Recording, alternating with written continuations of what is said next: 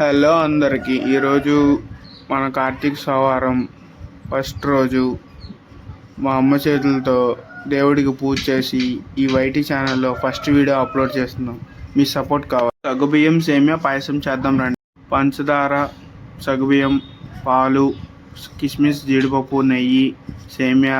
ఒక స్టవ్ మీద పాలు పెట్టుకోవాలి.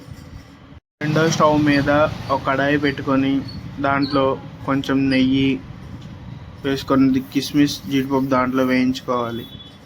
అది అయిన తర్వాత సేమియా కొద్దిగా వేయించుకోవాలి పచ్చిదనం పోయేంత వరకు. ఇందాక పెట్టిన పాలల్లో సగ్గుబియ్యం వేసుకొని దాన్ని నిదానంగా కలుపుతూ ఉండాలి కింద అంటుకుపోకుండా. దీనిలో ఇందాక వేయించుకున్న సేమియా వేసేసి కలుపుతూ ఉండాలి కప్పు వేసేసి దీని ఉడికేంత వరకు. లాస్ట్లో దీంట్లో పంచదార తగినంత వేసుకొని చిక్కగా అయ్యేంత వరకు కలుపుతూ ఉండాలి.